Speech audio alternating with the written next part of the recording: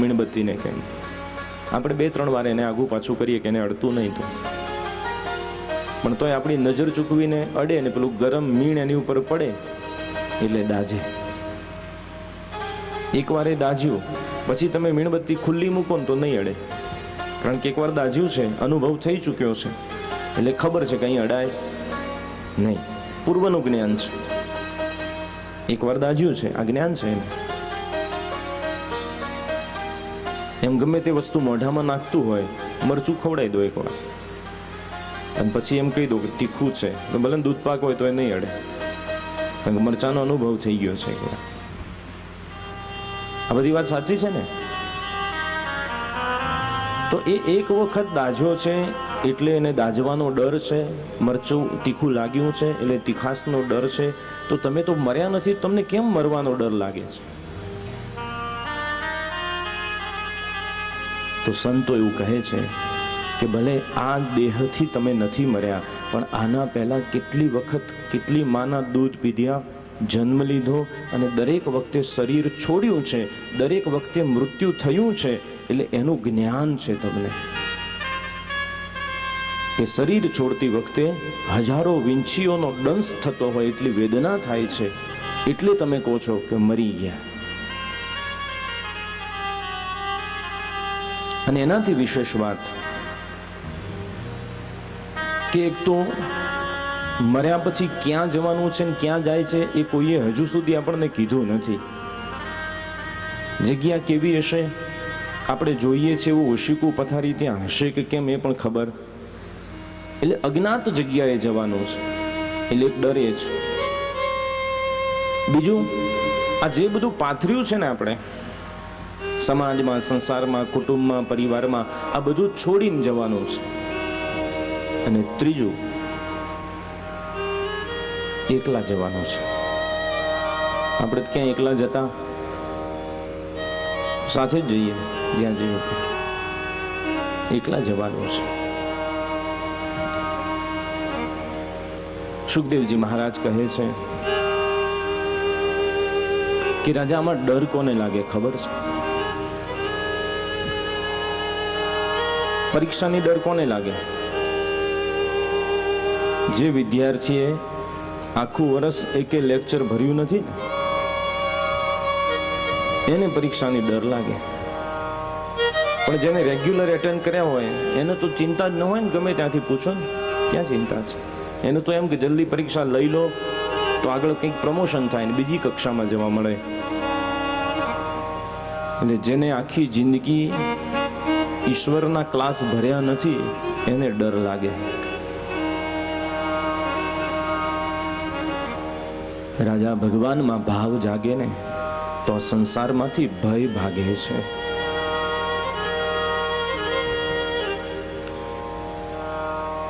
સાત જ દિવસમાં મૃત્યુ. પૂજ્યપાદ બ્રહ્મલીન અંગ્રેજી મહારાજ એનો સુંદર અર્થ કરતા કે દરેકનું 7 દિવસમાં મૃત્યુ છે, કારણ કે સોમ, મંગળ, બુધ, ગુરુ, શુક્ર, શનિ અને રવિ આ 7 જ વાર છે. એટલે ગમે તે એક વાર એનું મૃત્યુ થવાનું છે, એટલે 7 દિવસમાં મૃત્યુ લખ્યું છે. પણ રાજા, ભગવાન એમણે મૃત્યુને મોકલતો નથી, એની નોટિસ આપે છે.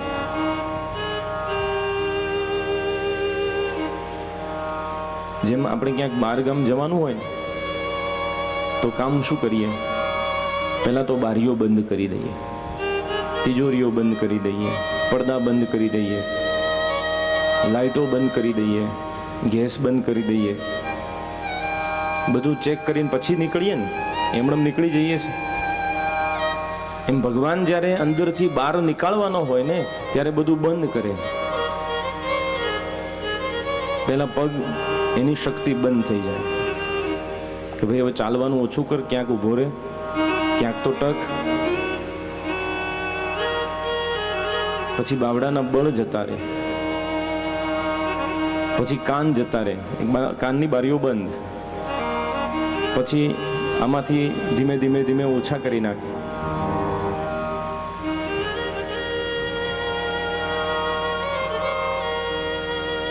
પણ જેને લડી લેવું છે ને એની ક્યાં ચિંતા છે?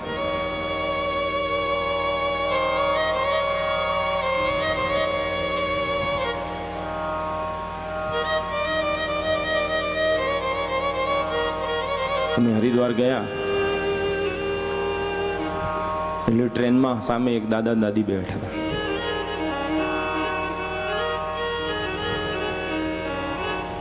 એટલે દાદા હાથમાં ડીશ પકડી રાખેલી અને બા જમે. એટલે મને આમ ભાવ થઈ ગયો. મેં કહો દાદા કેવા પત્ની વ્રતા છે, આવું મારી બાને સાચવે છે. અને મારાથી બોલાઈ ગયું. મેં કીધું દાદા ધન્યવાદ છે, તમારી પાસેથી અમારા જેવા પેઢીવાળાઓએ શીખવું જોઈએ કે આ ઉંમરે પણ તમે એકબીજાને કેટલી રિસ્પેક્ટ કરો છો. બાને જમાડીને તમે જમશો. એટલે તરત બાએ આંખ કાઢી મારી સામે. એવું કશું નથી ભાઈ, આ તો ઉતાવળમાં ટ્રેનમાં બેસવું હતું ને એટલે ચોકઠું ભૂલી ગયા છે, એટલે હું ખાઈ લઈશ પછી એ ખાશે મારા ચોકઠાથી. એટલે ભાઈ લડી લેવું છે, દાંત જાય તો ચોકઠા આવી ગયા છે.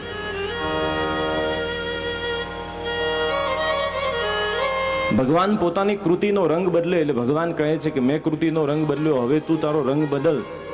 એટલે પહેલા અહીંયાથી ધોળા થવાની શરૂઆત થાય. પણ જેવા ધોળા થાય એટલે આપણે તરત એને રંગી નાખીએ. ઓળખાય જ નહીં.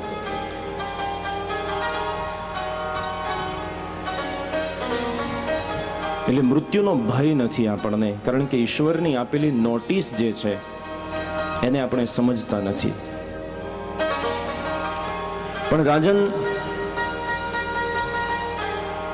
અનેક યોનિમાં પરિભ્રમણ કરતા કરતા મનુષ્ય યોનિમાં આવીએ છીએ. મૃત્યુ તો દરેક યોનિમાં થાય છે, પણ અહીંયા જન્મ લાભ પરમ પુંસામ અંતે નારાયણ સ્મૃતિ. બીજા બધા દેહ છૂટે ત્યારે ભાન હોતું નથી, પણ મનુષ્ય દેહમાં માણસને સ્વસ્વરૂપાનું સંધાન હોય છે. છાંદોગ્ય ઉપનિષદમાં શબ્દ લખ્યો છે સ્વસ્વરૂપાનું સંધાન. એટલે માણસને પોતાની ઓળખાણ છે કે હું કોણ છું.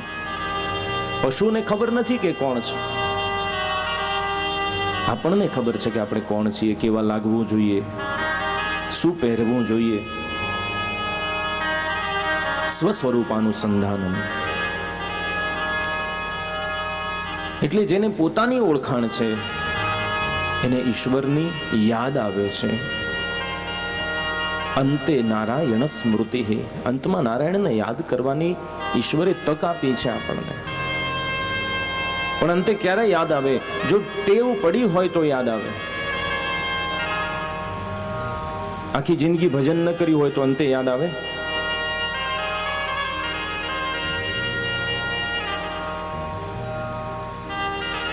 ટેવ પડી હોય તો સ્મરણ થાય.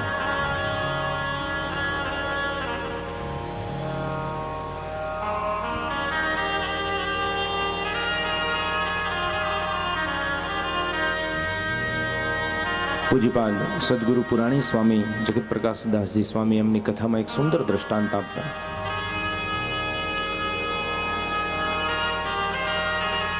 કે ધરાતલ ઉપર સહજાનંદ સ્વામી, સ્વામિનારાયણ ભગવાન ગુજરાતની ભૂમિમાં અને ગઢડામાં રહેતા દાદા ખાચર નામના દરબારના દરબારગઢમાં મોટા ભાગના ભક્તોને એમને સત્સંગી બનાવ્યા. પણ બાજુમાં એક ડોશીમાં રહેતા.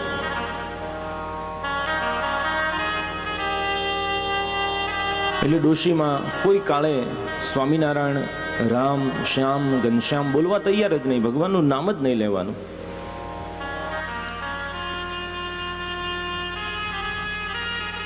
અને સ્વામિનારાયણ ભગવાનની એવી મહત્તા હતી કે જે ચાકડી પહેરતા એમાં ઘૂઘરી હતી ચાંદીની, એનો રણકાર પણ કોઈને સંભળાય એને સમાધિ થઈ જતી. આ ડોશીને સમાધિ પણ ન થાય. અમુક એવા અઘરા હોય છે કે ઈશ્વર સન્મુખ હોય પણ ન ઓળખી શકે. દુર્યોધને ભગવાનને ક્યાં ઓળખ્યા છે? કંસ કૃષ્ણને ઓળખી નથી શક્યો.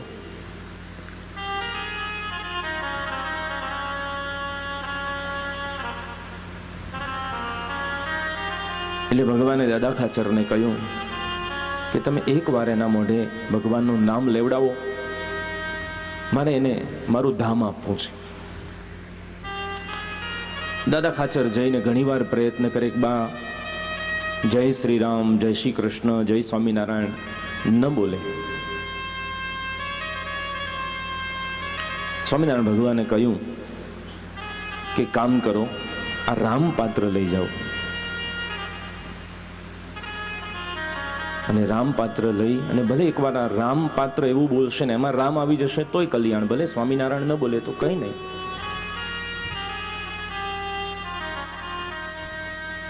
દાદા ખાચર જઈને કહે છે માં, એટલે કે હું આ પાછો આવ્યો, શું છે હવે? તો કે માં મારી પાસે કંઈક પાત્ર છે, આને શું કહેવાય? એટલે કે હું આવે તો માથું એ તારું ધોળું થયું, ખબર નથી પડતી, આને શકોરું કહેવાય. અને આ તો દરબાર હતા, એટલે દરબારને ક્રોધ આવ્યો, એટલે એ જે શકોરું હતું ને છૂટું નાખ્યું, એમાંના પાણીયારામાં ઘડો હતો ને ફૂટ્યો ને એટલે પાણી રેલમ છેલ થયું. એટલે માને ક્રોધ આવ્યો અને માં કહે છે કે બધા આખા ગામ સુધરશે પણ આ સ્વામિનારાયણ નહીં સુધરે. અને આમ પણ સ્વામિનારાયણ બોલ્યા તો કહેવાય છે કે બા જ્યારે અંતકાળે ધામમાં જવાની તૈયારી કરે શરીર છોડીને, ત્યારે ભગવાને શકોરું લઈને એમને વિમાન લઈને તેડવા આવ્યા છે. પણ ટેવ હોય જીવનમાં નામ સ્મરણની, તો રાજા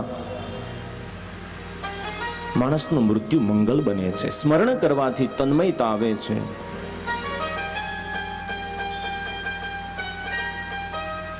શરીરનો સંકેલો જેમ ઈશ્વર કરે એમ જીવનમાં સંકેલો કરતા શીખવું જોઈએ. તમે સાડીવાળાને ત્યાં જાઓ, કાપડવાળાના ત્યાં જાઓ, એટલે તમે તરત જ પસંદ નથી કરી લેતા. કેટલા તાકા ખોલે, કેટલી સાડીઓ ખોલી નાખે. એ તમારે લેવાની એક છે, પણ એ જેટલી ખોલાઈએ તમે નીકળી જાઓ એને બધી પાછી પેક કરવી પડે છે. એમ જેટલા તાકા જીવનના આપણે ખોલી નાખ્યા છે, જતી વેળાએ બધા જ સંકેલતા તકલીફ ન પડે એટલા સંકેલતા જવું ધીમે ધીમે ધીમે કરીને. નાહલે ધોલે શીશ ગોથાલે સજન કે ઘર જાના હૈ, कर ले श्रृंगार चतुर अरबेली वहां से फिर नहीं आना है. પાછું અવાતું નથી ત્યાંથી.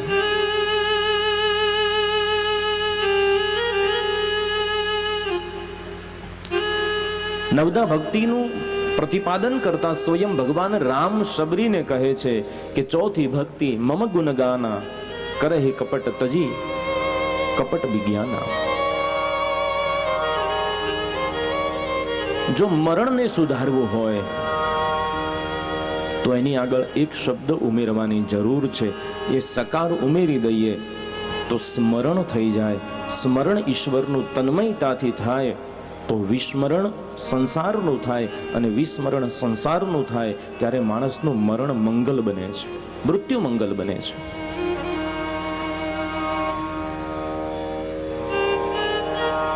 તમે પણ સ્મરણ કરતા હશો, પણ તન્મયતાથી કરજો. જપ કરવાનો નિયમ બતાવ્યો ભાગવતજીમાં કે વ્યગ્ર ચિત્તો હતો જપઃ. વ્યગ્ર ચિત્તથી જો કોઈ જપ કરીએ ને, આકુળ વ્યાકુળ મન હોય અને જપ કરીએ તો એ જપ ક્યારે ફળ આપતું નથી. કારણ કે માળા ફેરવવાથી માળા કેવી રીતે ફરે ખબર છે? માળા હાથમાં ફરતી હોય. કવિએ બહુ સુંદર શબ્દોમાં લખ્યું છે, માળા બનાવી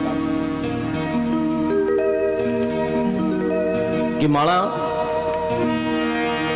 એના મણકા શાના છે?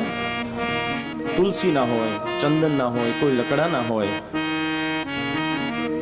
એટલે કવિએ બહુ સુંદર પંક્તિ લખી, એના ઉપર ધ્યાન આપજો. माला बनाई काश के उसमें डाला सूर. माला बनाई काश की उसमें डाला सूर.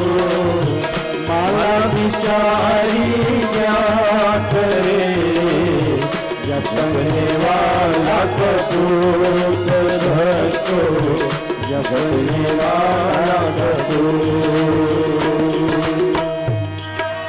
माला बनाई काष्ठ की उसमें डाला सूत, એને દોરાથી પરોવી છે, પણ એ માળા શું કરે? એને ફેરવનારો જો કપૂત હોય, એનું ધ્યાન ન હોય, એ ભજતો જ ન હોય. એક સંત એક સદગૃહસ્થને ત્યાં ગયા. સંતનો નિયમ સવારે ઉઠીને નિત્ય કર્મ કરવાનો. એટલે પૂછ્યું કે તારા ઘરમાં દેવ મંદિર? હા છે ને. દેવ મંદિરમાં ગયા. દેવ મંદિરમાં જઈને જોયું તો ભગવાનની દુર્દશા. અગરબત્તીનો એટલો બધો ગલ એના પર પડેલો, કાળા ધોવાણાથી મૂર્તિઓ કોની માતાજીની છે ગણપતિની દેખાય નહીં. એટલે એને તરત કહ્યું પેલા યજમાનની પત્નીને કે તમારી પાસે વિક્ષ છે? યજમાનની પત્ની કે છે ને બાપજી. તો કે લાવો, મોટી ડબ્બી છે વિક્ષની, આપી. ત્યાં ગૌમુખી માળા પડી છે, કાઢી અને બાપુ એના પર વિક્ષ ઘસવા માંડ્યો. યજમાનની પત્ની કહે છે કે બાબા ગાંડા છે શું? શું થયું બાપુ? આની પર કેમ વિક્ષ ચોપડો છો? તો કે આ માળાને તમે બરાબર ઢાંકીને રાખી છે, કદાચ એને શરદી થઈ ગઈ હોય તો વિક્ષ લગાવું, શરદી દૂર થાય તો બહાર તો નીકળે. આપણી માળાને તો શરદી નથી થઈ ને કોઈને. હા, કારણ કે માળા ફરતી જાય અને આપણું મન પણ ફરતું જાય. કવિ શું કહે છે? માલા તો ફિરે મુખ માહી, માલા તો કર મેં ફિરે જીવાએ મુખવાહી, મનવા તો જૌનશ ફિરે ये तो सुमिरन नाही भगवान, ये तो सुमिरन नाही. તો કે માલા તો કરને ફિરે, માળા હાથમાં ફરતી હોય. આ જો આપણે જે માળા કરીએ છીએ એની વાત લખી, અને કે માળા ફર્યા કરે હાથમાં અને જીભવા ફિરે મુખમાં, મનમાં જીભ ફરતી હોય. શ્રી કૃષ્ણ શરણમ મમ, શ્રી કૃષ્ણ શરણમ મમ, શ્રી કૃષ્ણ શરણમ મમ.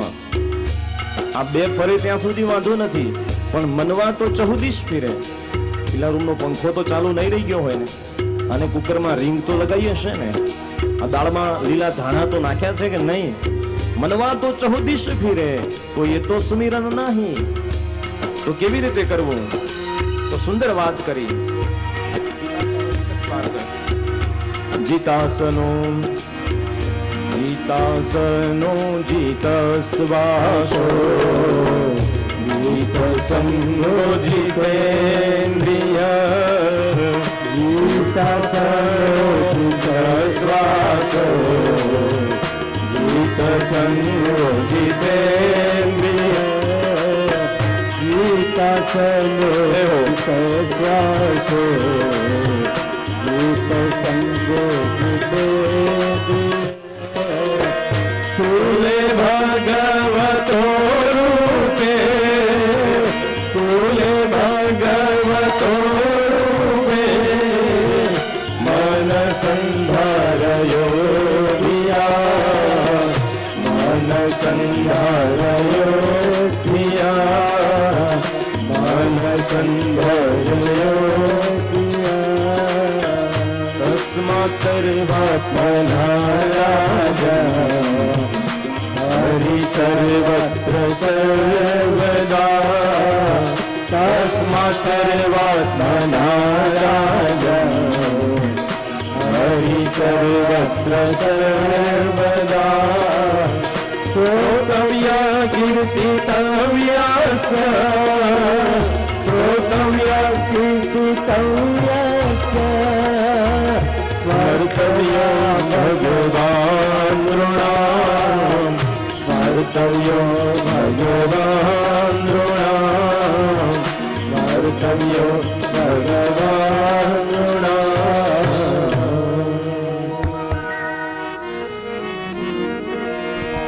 माला फेरत जुग गया, मिटा न मन का भेर. माला फेरत जुग गया, मिटा न मन का फेर. कर का मन का छोड़ दे, અને મન કા ફેર. बहुत बड़ी बात बताई कि माळा फेरवी फेरवीने તો યુગો જતા રહ્યા. પોથી પડી પડી જગમુવા ને પંડિત ભયાનકોએ. એ જે જપ થાય છે એનો નિયમ બતાવ્યો કે જીતાસનો જીતશ્વાસો જીત સંગો જીતેન્દ્રિય. આ વસ્તુને જીતીને પછી જપ થઈ શકે. પહેલું તો આસનને સ્થિર કરવું પડે. એકાસની બની અને જપ કરવા જોઈએ. આ શરૂઆતની વાત છે. પછી તો હરતા ફરતા આપણે જપ કરી શકીએ, પણ જપ કરવાની ટેવ પાડવા માટે થઈ અને એક આસને જપ કરવા પડે.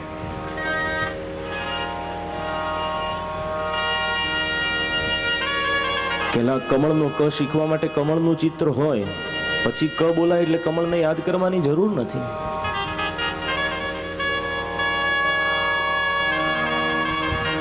એટલે જીતાસનો જીતશ્વાસો, તમારા શ્વાસને જીતવા પડે પ્રાણાયામ દ્વારા.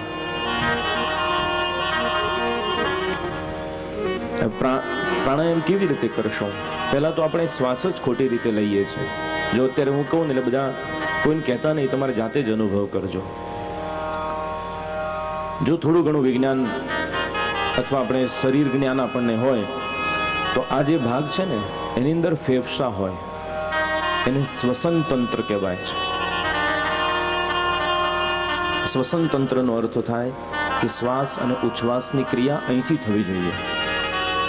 હવે તમે શ્વાસ અને ઉચ્છ્વાસ લો છો ને તો શ્વસન તંત્ર તમારું આમ ઊંચું થવું જોઈએ. એની જગ્યાએ જુઓ તમારું પેટ ઊંચા નીચું થતું હશે. ટ્રાય કરો અત્યારે. એટલે આપણે શ્વાસ જ ખોટી રીતે લઈએ છીએ.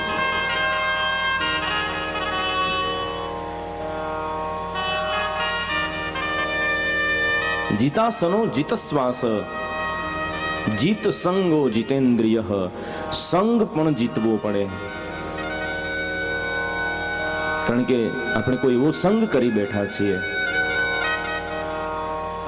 તો એ સંગમાંથી દૂર થઈ અને સત્સંગમાં જવું પડે.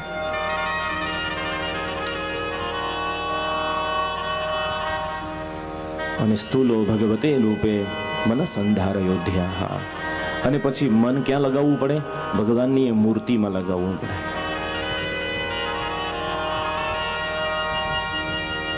દર્શન કરવા જઈએ છીએ ભગવાનના મંદિરમાં, કેટલાને યાદ રહે છે કે આજે ભગવાનને કેવો શ્રૃંગાર થયો હતો, આજે કેવી માળા પહેરી હતી, ભગવાને કયો મુગટ પહેર્યો છે, આજે ભગવાન કેવા લાગે છે, કયા ફૂલની માળા પહેરી છે, યાદ રહે છે આપણને? આપણે તો મંદિરે ખાલી થપ્પો મારવા જતા હોઈએ. મારી હાજરી પૂરતે જે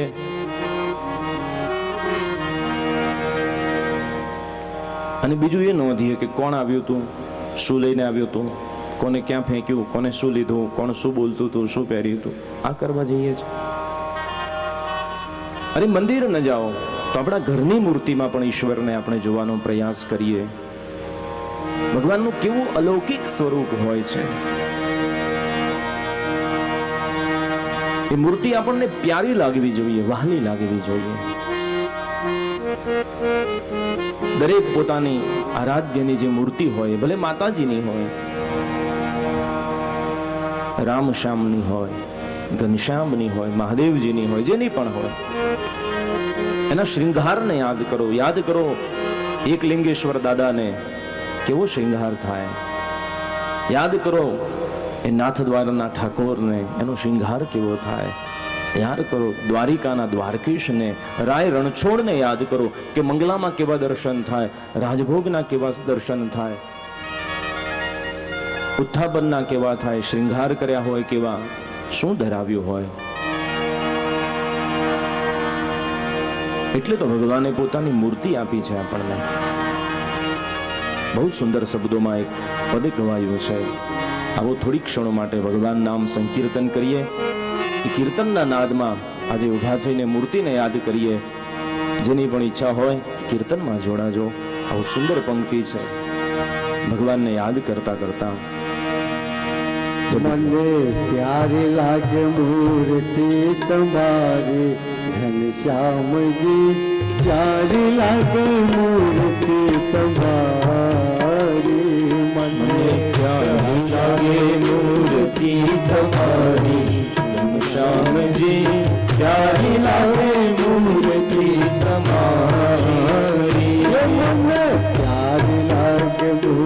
मूर्ति तुम्हारी श्याम जी प्यारी लागे मूर्ति तुम्हारी મને સારી લાગે મૂર્તિ તમારી શ્યામજી પ્યારી લાગે મૂર્તિ તમારી प्यारी लागे मूर्ति तुम्हारी प्यारी लागे मूर्ति तुम्हारी श्यामजी प्यारी लागे मूर्ति तुम्हारी प्यारी लागे मूर्ति तुम्हारी श्यामजी प्यारी लागे मूर्ति तुम्हारी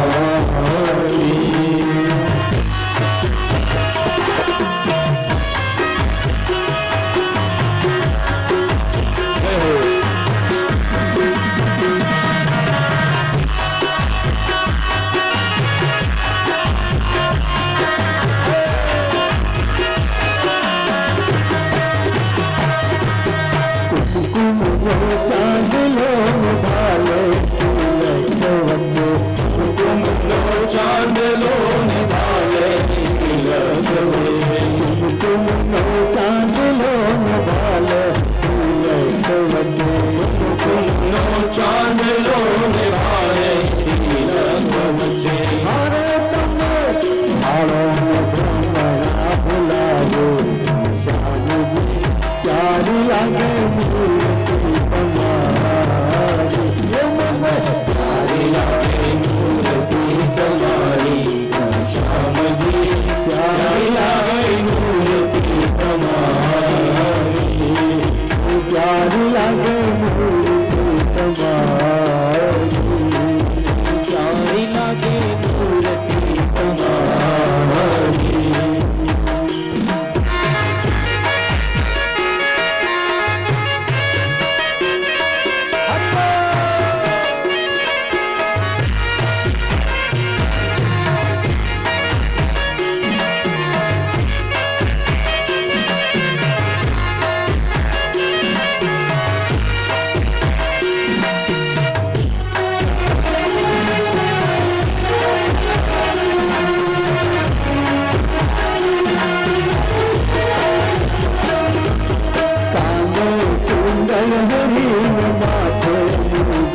काने कुंडल हरिण माथे मुगट शोभे काने कुंडल हरिण माथे मुगट शोभे काने कुंडल हरिण माथे मुगट शोभे हरे कंठे हरे माणिक जरुलाला हरे कंठे हरे माणिक जरुलाला श्याम जी प्यारी लागे मूर्ति तुम्हारी प्यारी लागे मूर्ति तुम्हारी श्याम जी प्यारी लागे मूर्ति तुम्हारी मन प्यारी लागे मूर्ति तुम्हारी प्यारी लागे मूर्ति तुम्हारी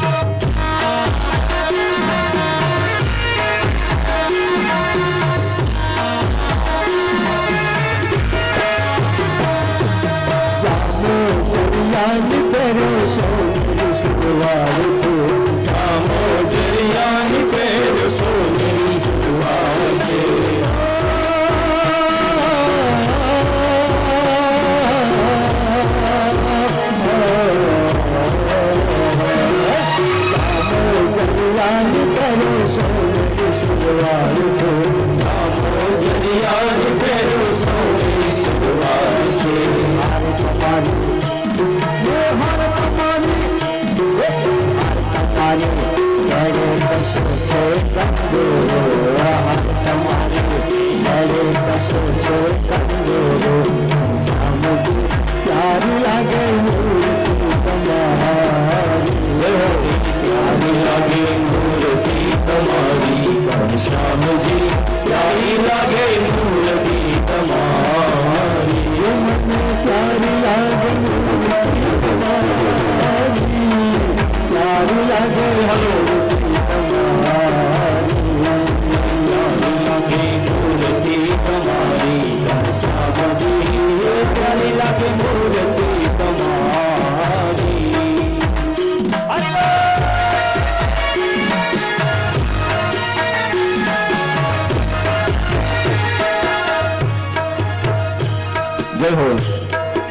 સુંદર ભગવાનની મૂર્તિના સ્વરૂપનું પદ ગવાઈ રહ્યું છે.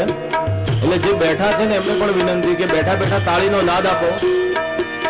હા, સરસ, વાહ ભાઈ વાહ.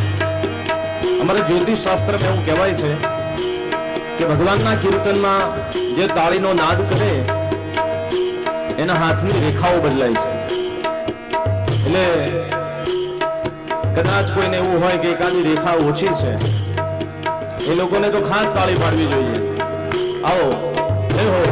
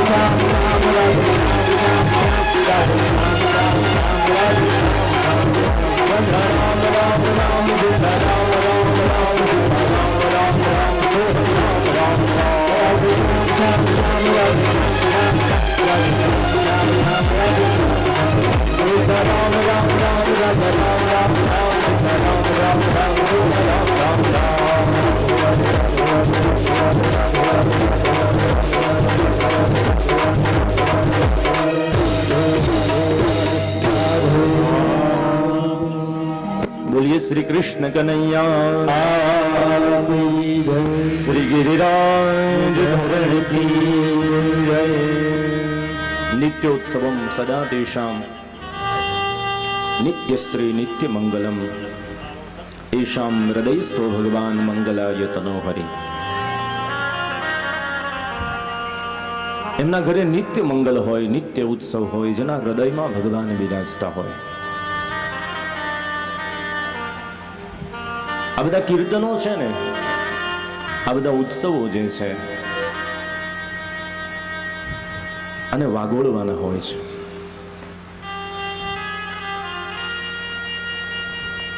કથા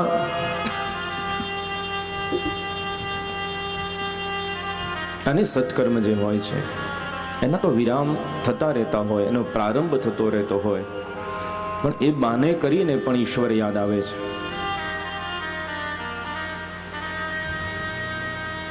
કે મેં કથામાં ગયા હતા, ભગવાનની મૂર્તિનું સુંદર પદ ગવાયું હતું, એના શબ્દો સુંદર હતા, અને શબ્દને સાંભળતા ઈશ્વરની મૂર્તિના દર્શનનું થાય સ્મરણ, અને એમ કરતા મન સ્થિર બને છે. રાજા જીત સંગો જીતેન્દ્રિય. થોડો ઈકો કાપવાનો પ્રયાસ છે, ઈકો ઓછો કરવાનો છે. સુખદેવજી મહારાજ કહે છે, રાજન, જેનું મૃત્યુ નજીક હોય એને સમગ્ર વિશ્વ ભગવાનનું સ્વરૂપ છે એવી ધારણા કરવી જોઈએ. બધામાં ભગવાન છે, અને કણે કણમાં ઈશ્વર વ્યાપક છે. એમ કહેતા સુખદેવજી મહારાજે ભગવાનના વિરાટ સ્વરૂપનું વર્ણન કર્યું છે. જ્યાં ભગવાનના વિરાટ સ્વરૂપનું વર્ણન કર્યું એટલે પરીક્ષિતજી મહારાજે સૃષ્ટિ વિષયક પ્રશ્નો પૂછ્યા છે સુખદેવજી મહારાજને કે પ્રભુ આપ કૃપા કરી અને આ સૃષ્ટિની ઉત્પત્તિ વિશે મને કથા સંભળાવો. તત્વમસીથી અહમ બ્રહ્માસ્મિ,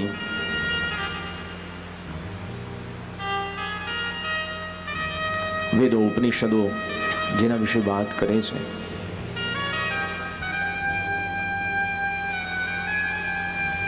એ સૃષ્ટિ શું છે? અને સુખદેવજી મહારાજ કહે છે કે રાજન, સ્વયં ભગવાને નારદજીને જે વાત કહી, નારદજીએ વ્યાસજીને જે વાત કહી, વ્યાસજીએ મને જે વાત કહી, એ વાત એ ચતુશ્લોકી હું તમને કહી રહ્યો છું. આ 4 શ્લોક છે ભાગવતજીના, એને ચતુશ્લોકી ભાગવત કહેવાય છે. બીજા સ્કંદની આ કથા છે.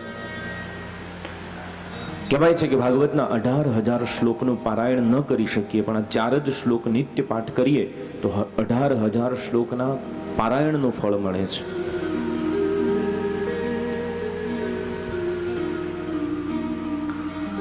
ઘણી કથાઓમાં જ્યારે આ વાત થઈ છે, ઘણા લોકોએ ચતુશ્લોકી માંગી પણ છે, એનો પાઠ પણ કર્યો છે, એના પરિણામો પણ મળ્યા છે. ભાગવત પ્રથમ દિવસે મેં આપને વાત કરી હતી કે આપણે અનુષ્ઠાનાત્મક કથા કરવાની છે, માત્ર સાંભળવાની નથી, કંઈક ગ્રહણ કરવાનું છે. આવો એ ચતુશ્લોકીનું આપણે પારાયણ કરીએ, એને સાંભળીએ. એના 4 શ્લોક છે, અનુષ્ઠુપ છંદમાં છે. 8 અક્ષરના 4 પદ હોય, 32 અક્ષર, 32 લક્ષણા આ શ્લોકો છે. પછી એની થોડી વ્યુત્પત્તિ સમજીને આગળની કથામાં જઈએ. સુખદેવજી મહારાજ પરીક્ષિતજીને સંભળાવી રહ્યા છે. શ્રી ભગવાન વાચ અહમેવ સમેવાગ્રે નાન્યય સરસત્પરમ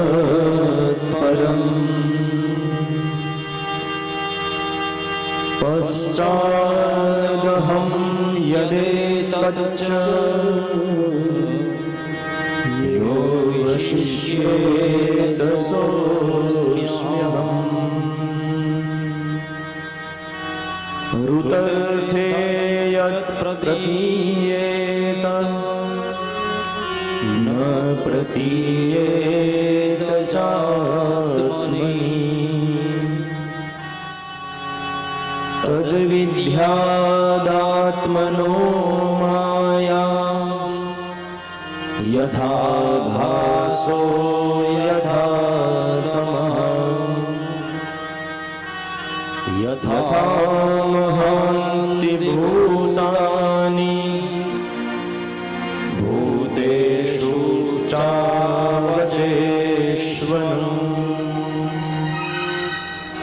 प्रविष्टान्यप्रविष्टानि तथा तेषु न तेष्वहम् एतावदेव जिज्ञास्यम् तत्र जिज्ञासुरात्मनः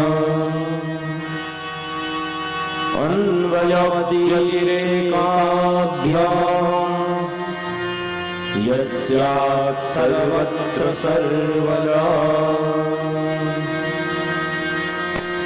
ચતુશ્લોકીમાં આપણે ગઈકાલે વાત થઈ હતી કે 4 જ શ્લોક આપ્યા અને એમાંથી 18,000 શ્લોકની રચના થઈ. આ 4 શ્લોકમાં સૃષ્ટિના સર્જન અને વિસર્જનની વાત છે. અહમ એવ સમેવાગ્રે અહમ એવ આસમ. જ્યારે આ સૃષ્ટિમાં ભગવાન કહે છે કશું નહોતું, ત્યારે હું હતો.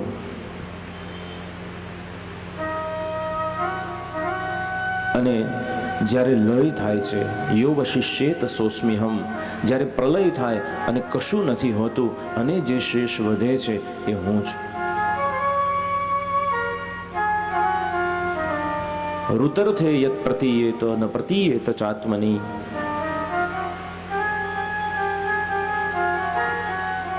જે સમજી શકે છે સમજી શકે છે, જે જાણી શકે છે જાણી શકે છે, જે જોઈ શકે છે જોઈ શકે છે. ઘણા નાસ્તિકવાદીઓ પ્રશ્ન કરે છે કે ભગવાન છે તો દેખાતો કેમ નથી? જો પૃથ્વીના સર્જન પહેલા એ હતો, લય પછી એ વધે છે, તો દેખાતો કેમ નથી? ભગવાન નથી દેખાતો એ આપણી દ્રષ્ટિની મર્યાદા છે. જેમ ઘુવડને દિવસે દેખાતું નથી એટલે સૂર્ય દેખાતો નથી, તો એની દ્રષ્ટિની મર્યાદા છે. હવે ઘુવડ સભા ભરીને એમ કહે છે કે સૂર્યને અમે જોયો જ નથી, સૂર્યનું અસ્તિત્વ જ નથી, તો કોણ માનશે?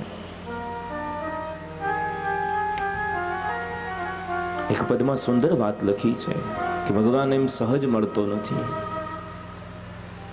ગોતવા જાવો તો મળે નહીં એ ગહન ગોવિંદો રે, પણ હરિભક્તોને હાથ વગો છે પ્રેમ પરખંદો રે. ભક્તોએ અનુભવ કર્યો છે, મીરાએ અનુભવ્યું છે, નરસિંહે અનુભવ્યું છે, ધ્રુવ પ્રહલાદે અનુભવ્યું છે કે ઈશ્વર કેવો છે. જેમ નાનું બાળક પિતા ઘરમાં આવે એટલે દોડીને પિતાને ભેટી જાય, પણ ક્યારેક બાળકને એવું થાય કે પિતા આવ્યા છે એટલે સંતાઈ જાય. માને ઈશારો કરે કે કહેતા નહીં હું ક્યાં છું. હવે પિતા સંતા કુકડી રમે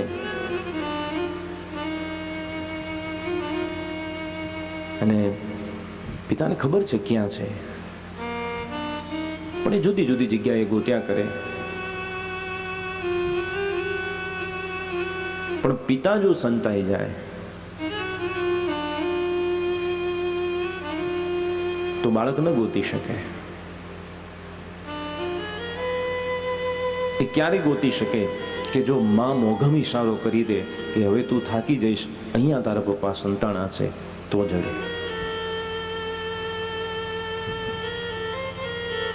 એમ પરમાત્મા એને શોધવા માટે મહાત્મા રૂપી કોઈ સંત આવે, કોઈ માં આવે તો ઈશ્વરની અનુભૂતિ થાય. ધ્રુવજીને નથી મળ્યા, પ્રહલાદજીને નથી મળ્યા, પણ નારદજી આવ્યા અને ભેટો થયો છે. એટલે ચર્મ ચક્ષુષી નથી દેખાતો, જે એની દ્રષ્ટિ દિવ્ય જોઈએ, દિવ્ય દ્રષ્ટિથી જોઈ શકાય. ઋતર્થે યત પ્રતીયેત ન પ્રતીયેત ચાત્મની. કારણ કે માયાનું એક આવરણ છે. તદ્વિદ્યાદાત્મનો માયા યથા ભાસો યથા તમઃ. એ આવરણ હોય એટલે આવરણથી આપણે જોઈ શકતા નથી, પણ આવરણ હટે તો હરિ પ્રગટે છે. રાજન, ઈશ્વર એ અનુભૂતિનો વિષય છે, વક્તવ્યનો વિષય નથી.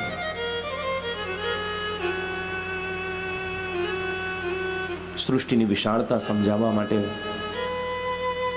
સુખદેવજી મહારાજ પરીક્ષિતજીને કહે છે કે રાજા, તમે જે પ્રશ્ન પૂછી રહ્યા છો એવા પ્રશ્ન પૂર્વે વિદુરજી મહારાજે મૈત્રેય ઋષિને પૂછ્યા અને એ પ્રશ્ન દ્વારા હું તમે સૃષ્ટિની કથા સંભળાવું છું. એમ કહેતા ત્રીજા સર્ગની શરૂઆત થઈ છે. ત્રીજો સ્કંદ સર્ગ લીલા છે, ભગવાનની દક્ષિણ ભુજા છે. આઈએ તૃતીય સ્કંદમાં મંગલ પ્રવેશ કરીએ. એવમેતદ પુરા પૃષ્ટો એવમેતત્પુરા પૃષ્ટો મૈત્રેયો ભગવાન એવમેતત્પુરા પૃષ્ટો મૈત્રેયો ભગવાન શત્રાવરમ પ્રવિષ્ટેન ત્યક્ત્વા સ્વગૃહવૃત્તિમાન શત્રાવરમ પ્રવિષ્ટેન ત્યક્ત્વા સ્વગૃહવૃત્તિમાન ત્યક્ત્વા સ્વગૃહવૃત્તિમાન.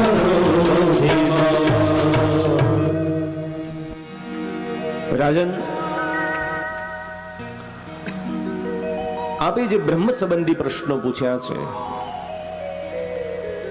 એવા પ્રશ્ન પરમ ભક્ત વિદુરજીએ જ્યારે પોતાની સમૃદ્ધિ વાળું ઘર છોડીને ગયા અને મૈત્રેયજીનો મિલન થયો છે ત્યારે એવા પ્રશ્નો મૈત્રેય ઋષિને પૂછ્યા. પરીક્ષિતજી કહે છે, ગુરુદેવ, આપ કહો છો કે વિદુરજી પોતાની સમૃદ્ધિ વાળું ઘર છોડીને જ્યારે વનમાં ગયા છે તો વિદુરજી પાસે કઈ સમૃદ્ધિ હતી? કારણ કે એ તો દાસી પુત્ર હતા. અને ત્યારે એક સુંદર કથા કહી છે. અહીંયાથી મહાભારતની કથાની શરૂઆત થાય છે કે રાજન, એ સમય છે કે જે સમયમાં પાંડુ રાજાએ પોતાનો દેહ છોડ્યો. એની પાછળ માંડવી દેવી સતી થયા. કુંતાજીના માથે 5 બાળકોનો ભાર જવાબદારી આવી છે પોષણ કરવાની. આ બધા બાળકોને લઈ વૈધવ્ય વાળી આ કુંતા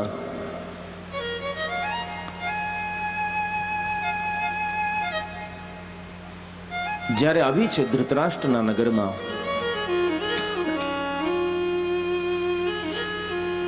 આવીને સમાચાર આપ્યા છે કે હવે પાંડુ નથી રહ્યા. ધૃતરાષ્ટ્ર અને ખોટે ખોટા આંસુ સારીને વિલાપ કર્યો છે,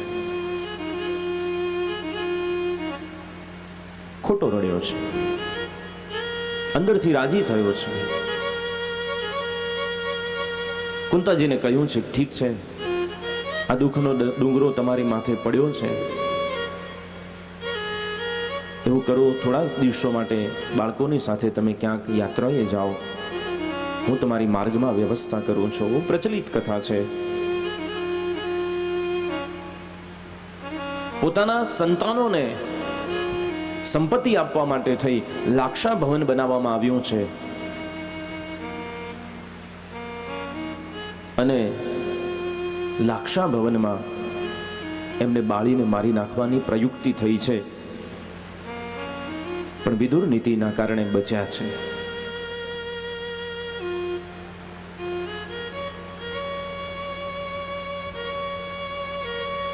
ફરીથી આક્રંદ કર્યો છે ધૃતરાષ્ટ્રજીએ. અરે રે, કેવી ઘટના ઘટી તમારી સાથે, હજુ તો એક દુઃખ શમ્યું નથી ને બીજું દુઃખ તમારા જીવનમાં આવ્યું.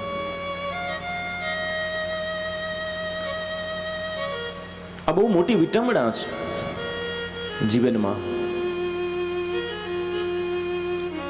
આપણે બધા ભગવાનને પ્રાર્થના કરીએ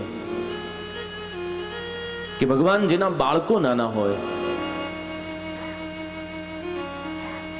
એ બાળકોની સામે પણ જોઈ અને એમના શિરેથી પિતાની છત્રછાયા ન લઈ લેતો.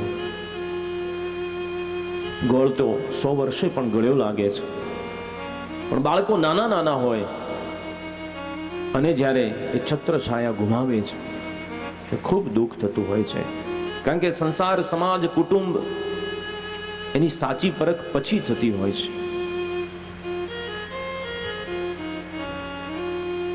એટલે ખાસ વિનંતી છે એ ભાઈઓને, એ વડીલોને કે કદાચ જીવનમાં કોઈ નાનું મોટું વ્યસન હોય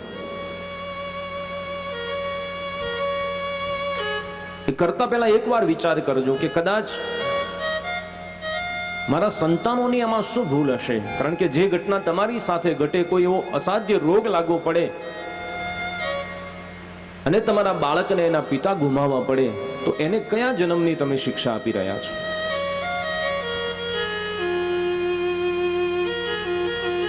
એ વ્યસનથી શરીર પણ બગડે છે અને સંપત્તિ પણ બગડશે. એટલે ખાસ એને વિનંતી કરજો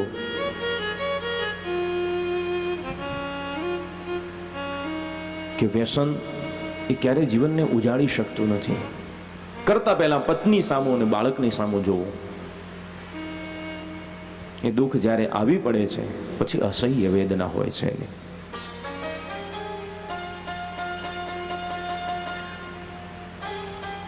આખી એ ઘટના પૂર્ણ થતા વિદુરજી આવ્યા છે ધૃતરાષ્ટ્રની પાસે. ભાઈ, તને એક વાત કહેવી છે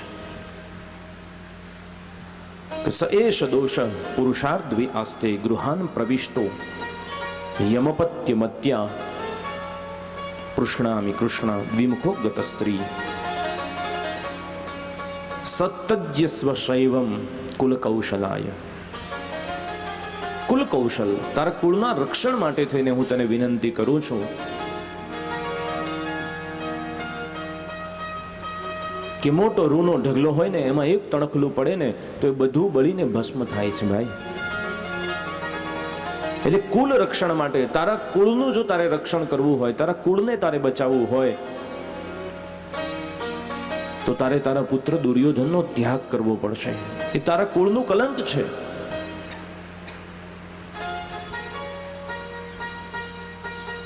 કોઈ આવીને દુર્યોધન સુધી વાત પહોંચાડી છે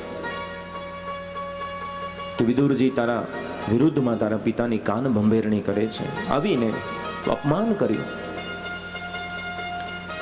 કે અમે તમને માન દઈને કાકા કહીએ છીએ એટલે તમે શું સમજી બેઠા છો? તમે છો દાસીના પુત્ર.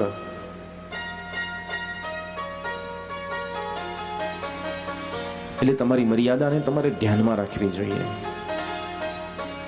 જાતિ સૂચક અપમાન કર્યું, મર્યાદા ભૂલીને અપમાન કર્યું. પણ આ તો પરમ જ્ઞાની, પરમ ભક્ત છે. નિંદંતુ નીતિ નિપુણા યદિ વાસ્તુ બનતું. કોઈ નિંદા કરે, કોઈ સ્તુતિ કરે, એની એને કશી અસર જ થતી નથી.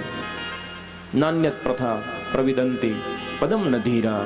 ધીર પુરુષો ક્યારે પોતાના પદથી છૂટી જતા નથી, સન્માનથી છકી જતા નથી, અપમાનથી ડરી જતા નથી.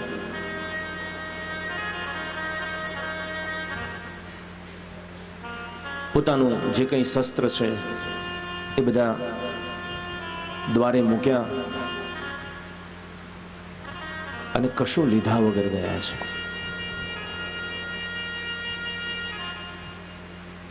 પણ મહાભારતમાં એવું લખ્યું છે કે વિદુરજી ખાલી હાથે નથી ગયા. આજે સમૃદ્ધિ વાળું ઘર, એવો પરીક્ષિતનો જે પ્રશ્ન છે એ અહીંયા દેખાય છે કે કઈ સમૃદ્ધિ હતી. એની પાસે એક પરાકાષ્ઠાની ભક્તિની સમૃદ્ધિ છે અને એ ભક્તિ નો જે ઉપાસક છે, આવો ભક્ત જ્યારે જાય છે ત્યારે શું લઈને જાય છે? તો મહાભારતમાં લખ્યું છે કે વિદુરજી ગયા પણ સનિર્ગતઃ કૌરવ પુણ્ય લબ્ધઃ. એ ખાલી હાથે નથી ગયા. કૌરવોનું જે કંઈ વધેલું થોડું ઘણું પુણ્ય હતું ને એ પણ સાથે લેતા ગયા છે. અને આ જ વાત રામાયણમાં જોવા મળે છે કે જ્યારે વિભીષણને લાત મારીને કાઢ્યો છે કે જા મારા શત્રુની તું પેરવી કરે છે? તો તુલસીદાસજી લખે છે કે અસ કહી ચલા વિભીષણ જબહી આયુહીન ભયે સબ તબહી.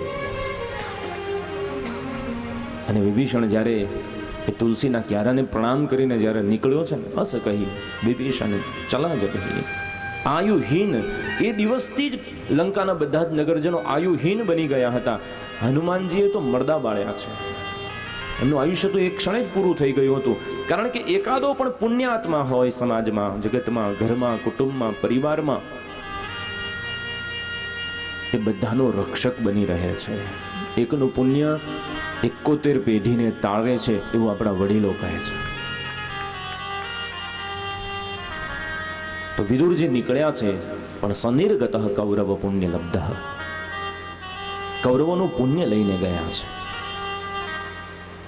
પણ જ્યાં આવીને સુલભાદેવીને કહે છે કે દેવી, હવે નગર છોડવું છે, મહેલ છોડવો છે, આ બધી જ વૈભવ અને ભૌતિક સગવડતાઓને હું છોડીને આવ્યો છે.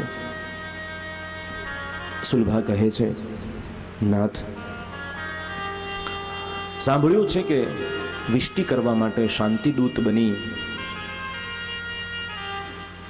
અને સ્વયં દ્વારિકેશ આવવાના છે. આપણે ભવન છોડી દીધું, નગર નથી છોડવું, નગરની બહાર રહીશું. આપણે એક નાની સરખી કુટીર બનાવીને દ્વારિકેશના દર્શન કરીને જઈશું. ઠીક છે. નગરની બહાર આવ્યા, કુટીર બનાવી, પર્ણ કુટીરમાં રહે છે. ભગવાન દ્વારિકેશ શાંતિ દૂત બનીને આવે છે.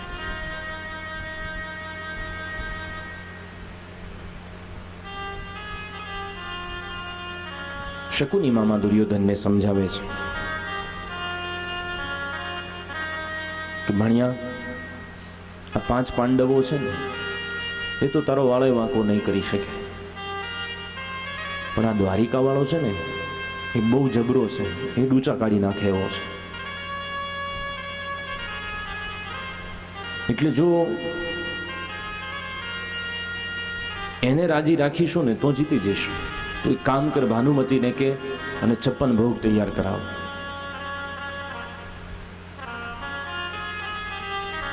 ભગવાનનો જયઘોષ થઈ રહ્યો છે, આખી નગરને શણગારવામાં આવી છે. ભગવાનનો રથ જ્યારે હસ્તિનાપુરમાંથી નીકળે છે, દર્શન માટે લોકો ઉમટી પડ્યા છે, બહુ ભીડ છે. પણ આજે બે નજર એવી છે જે એકબીજાને શોધી રહી છે. આ ભીડમાં ભગવાન પોતાના ભક્તની દ્રષ્ટિને શોધી રહ્યો છે અને ભક્ત પોતાના ભગવાન સાથે દ્રષ્ટિ મિલાવવા માટે એ દ્રષ્ટિને શોધી રહ્યો છે. અને એટલી ભીડમાં જ્યાં વિદુરની સાથે ભગવાનની આંખ મળી છે, એના રોમ રોમ પુલકિત બન્યા. આંખમાંથી અશ્રુની ધારા મારા નાથે મારી સામું જોયું છે.